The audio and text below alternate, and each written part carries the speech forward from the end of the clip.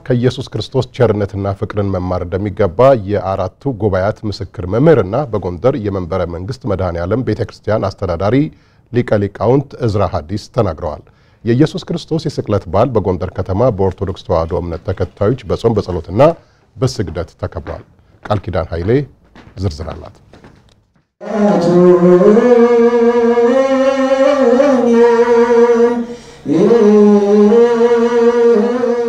ኢየሱስ ክርስቶስ ስለ ሰው ልጆች ሲል የተንገላታበትና በቀራንዮ በመስቀል ላይ የተሰቀለበት የስቅለቱ መታሰቢያ በዓል በሕዝበ ክርስቲያኑ ዘንድ በልዩ ልዩ ሃይማኖታዊ ክዋኔ በጎንደር ከተማ እየተከበረ ነው። በኢትዮጵያ ኦርቶዶክስ ተዋሕዶ ቤተክርስቲያን በጎንደር ከተማ ሀገረ ስብከት በመንበረ መንግስት መድኃኔዓለም ቤተክርስቲያን ያነጋገርናቸው ምዕመናን ዕለቱን ሃይማኖታዊ አስተምሮን በጠበቀ መልኩ እያከበሩ መሆኑን ነግረውናል። ጌታችን መድኃኒታችን ኢየሱስ ክርስቶስ ሰው ልጆች ሲል መከራ ሞትን መቀበሉን ህማሙን ያሰብን በዚህ በቅድስት ቤተክርስቲያን ተሰባስበን የስግደት ስነ ስርዓት እየተከናወነ ነው የሚገኝ። የኢየሱስ ክርስቶስ የስቅለት በዓል እንደምታዩ በስግደት በጸሎት በጾም እያለፈ ነው።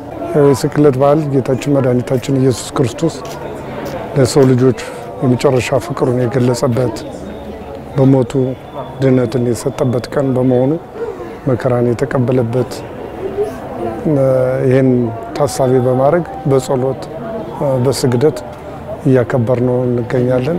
ኢየሱስ ክርስቶስ ፍቅርና ትህትናን አስተምሯል የሚሉት ምዕመናኑ የክርስቶስን አስተምሮ ልንኖረው ይገባልም ሲሉ ተናግረዋል። ክርስቶስ በምድር ላይ በመዋለ ስብከቱ በምድር ላይ ሲመላለስ ያስተማረው ትህትና፣ ፍቅር፣ ሰላም ነውና ሁላችንም ከክርስቶስ ይሄን አርያ በመውሰድ ፍቅርን፣ ትህትናን፣ ሰላምን እንድንሰብክ ነው።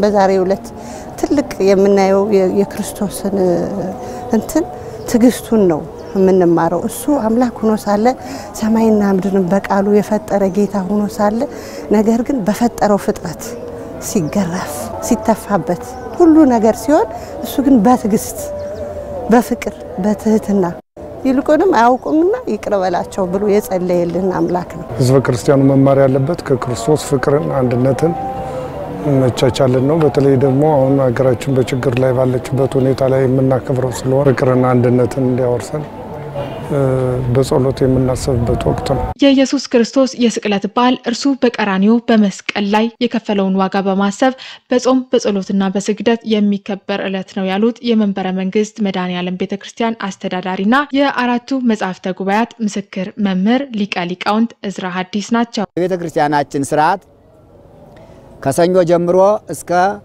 ዛሬ እስከ ዓርብ ድረስ በስግደት በጾም በጸሎት በዓሉ ይከበራል። በተለይ የዛሬው አክፍሎት ነገ ስለሚጀመር ህዝቡ በአንድ ላይ ሆነው በዓሉን ያከብሩታል። ይሄ በቤተ መንግስትም በቤተ ክህነትም የሚከበር ታላቅ አብይ በዓል ነው። ክርስቲያኖች የሚውሉ ቤተ ክርስቲያን ነው። የሚያስቡትም ሐሳባቸው ስለ ክርስቶስ ነው። ለኔ ብሎ ተሰቀለ፣ ለኔ ብሎ ተቀበረ፣ ለኔ ብሎ ሞተ እያሉ የሚጸልዩትም ጸሎታቸው ነገረ መስቀሉን እያነሱ ይጸልያሉ። ሲሰግዱም መውደቁን መነሳቱን እያሰቡ ለኔ ወደክልኝ ለኔ ተነሳልኝ እያሉ ይሰግዳሉ። ኢየሱስ ክርስቶስ ለሰው ልጆች መዳን ሲል ራሱን አሳልፎ የሰጠበት የመዳን ዕለት መሆኑን የሚገልጹት ሊቀ ሊቃውንት እዝራ ከኢየሱስ ክርስቶስ ቸርነትን መስጠትና ፍቅርን ልንማር ይገባልም ብለዋል። መድኃኔዓለም ክርስቶስ እሱ ራሱን መስዋዕት አድርጎ ነው ለዓለም የሰጠ፣ ራሱን ነው የመገበ። እኛ ለዳዎች ብንመግብ ከቤታችን የተዘጋጀውን ነው። መድኃኔዓለም ግን ራሱን መግቦናል። በተለይ እቺ ቀን ዕለተ ዓርብ መድኃኒት ሆኖ መስዋዕት ሆኖ ቅዱስ ሥጋውን ክቡር ደሙን ሰጥቶን ሥጋዬን የበላ ደሜን የጠጣ የዘላለም ሕይወት አለው ብሎ ራሱን የሰጠበት ቀን ነው እና እሱን እያሰብነ እኛም እንደሱ ቸርነት በቸርነት በዓሉን እንድናከብር እንድንረዳዳ ቤተክርስቲያናችን ታሳስባለች።